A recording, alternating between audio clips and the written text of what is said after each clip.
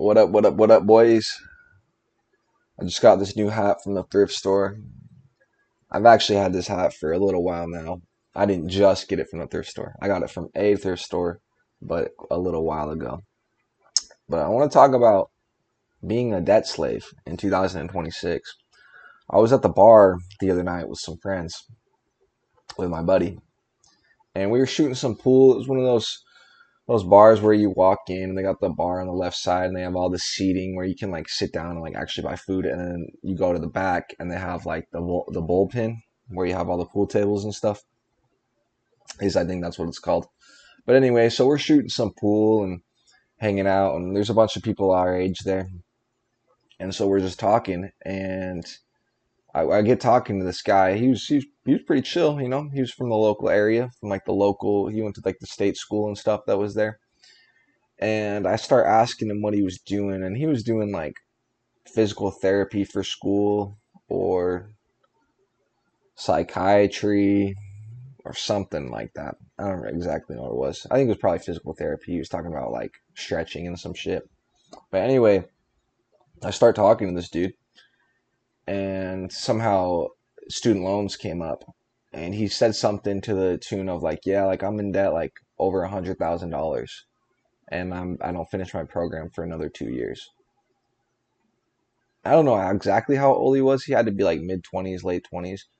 But hearing that, he's like, yeah, dude, 100K and you haven't even started making money yet. Like, just really, really scary stuff, dude. I think, and this is a cautionary tale to any of you younger people out there who have not done school yet. See, I was, I was aware enough to not get in crazy debt. I did go to college, but I had like a scholarship that covered a little bit of it. And then I used to work at Costco like full time. Basically, I'd wake up at like 3:45 in the morning and go to work at 4, and then work all morning stocking the shelves, and then I would get off and then do class in the afternoon, and then I'd hang out with my friends at night. And it was super busy, but I did it. But it was worth it because I didn't have to take out loans like for my rent. Like I just lived in like a house with some guys, and so I just would pay my rent up front, and my because of the scholarship I had, because of like my test scores and stuff, it didn't cover everything, but it covered like a decent bit of my tuition. So I was able to, not get six figures of debt by the age of like 24 or 25. I'm not even that age yet, but yeah, dude, meeting these people that have these six plus figures, even five figures, bro. Like I guess if it's like 10K, you can pay that off realistically. 20, yeah, 30. Okay, you're getting up there.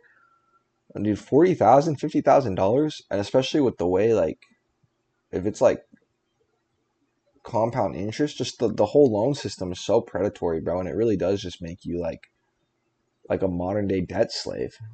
You know, like I know I've heard stories online, well, where people, their original loan amount was like $60,000. They've been paying. They're like in their 40s now, and they've been paying for like over 2 decades, and their principal amount's barely been touched.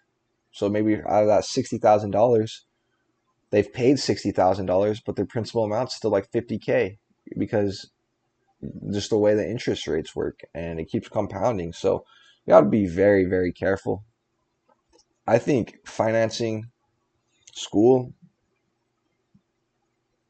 could be possible, but you need to be very, very cautious, and you need to have a plan, and you need to like know people probably in the industry or make relationships with the professors. Just you need to be very, very smart if you're gonna go take on debt, because like if you get into 60K, 80K, $100,000 worth of debt, and then you don't even work in the field that you studied, and then you're just working like some regular ass job, making like money just to survive, like paying off that debt just becomes so like astronomical, like such a Herculean task to complete. Anyway, so like I was talking to this guy, man, at the bar, And he was chill. I mean, he was drunk and he probably was high too. Probably a little crossfaded, you know what I'm saying? But he he spoke about his debt in like a very like hesitant way. Like he was like almost scared to like face the reality that he was in, which I'd probably be terrified too if I had that much. Like, you know, if there was like an asset tied to it, like a house or something, like then yeah, it's fine. But it's like 100 grand that you got to pay back. And I think student loans are the only loan that's unforgivable when it comes to bankruptcy. So that's another thing. It's like even if you bankruptcy, I don't know the ins and outs of that, but even if you do that, your student loans are still there. You still owe. You still owe. You're gonna be debt for like so long. I can't imagine being in my 40s and paying back student loans of school I went, paying back the student loans of a program that I attended when I was 18, 19 years old. Just be very, very cautious. I think it's very normalized to be like today's culture is very, very normalized just to take out massive amounts of debt and be reckless with it. And it's going to be very interesting to see what happens to the broader market and just the American people in general because everyone's in like crippling debt. Not me. Your boy's fine. Your boy's fine. But, you know, I see stuff online sometimes talking about the debt and all that stuff. But then meeting people in real life, like some meeting that's like a random dude at the bar and him telling me about this, and he didn't really seem like he had a payment, like a good plan. He's like, oh, I'm just gonna, you know, work in psychiatry or physical therapy or whatever it was, and guess I'll pay it off. But it's like when you break down the numbers, ooh, it's gonna be tough. It's gonna be tough. Man, I met a dude in college one time who was like it was our freshman year, and he was like we were having a good time, you know, we are at the dorms and stuff, and he tells me he's like, yeah, I think I'm gonna do a fifth year just because college is so lit, man. Like I just love it here. Like this is the best place ever. Like I think I'm just gonna, you know, do another year to do a fifth year just so I can get the full experience. Which you know he was just 18 at the time, so he's like just saying whatever. That's how 18-year-olds are. But and then he dropped the comment. I remember him saying this. He's like, it's gonna cost me like an extra 20K, but that's fine. I'm like, there's $20,000 for when like he was on track for his 4 year degree, but he's just like, yeah, I'm gonna take less classes so I have more time like to party and then to do 5 years, do an extra year and spend. And he was getting like a normal ass degree. Like this dude I met at the bar, he was at least getting some like I guess some medical thing, you know, like some in depth program, which hopefully there's opportunity. He said there was, but this kid I met, the other one I'm talking about that I knew in college, dude, I see he was getting some basic ass like just some basic ass degree for 100,000. Like what? Just be very very cautious, man. If you're a young guy thinking about going to college, college can be a good socializing experience, and you can learn from it. And mainly it's the connections though. It's like everything you learn at college, I feel like you could just learn online from YouTube videos or ChatGPT or just like yeah, there's a personal like AI assistant or something like just with the power of the internet and technology, you can ask any question you want. You can just learn like anything you want is available online.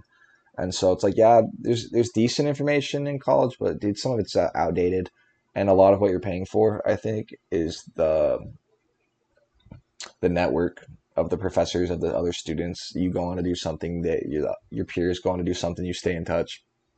It's like if you're gonna go to college, make sure you network, make sure you build friendships, because that kind of seems like what actually matters in life.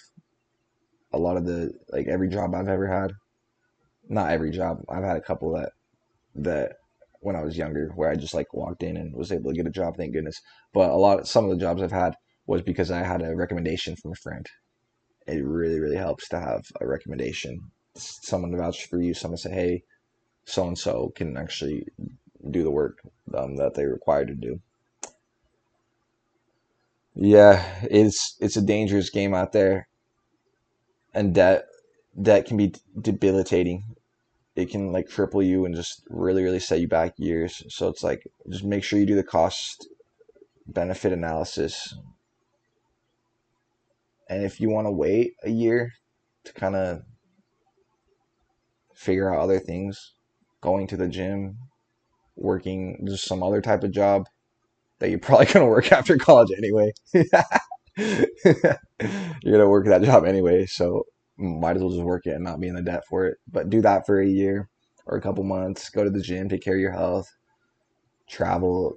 You know, nothing is guaranteed in this life, especially nowadays with how crazy the economy seems to be going. I have no idea what's going to happen with everybody's debt and stuff. So just be careful to not ruin your life early. Yeah. See you in the next one.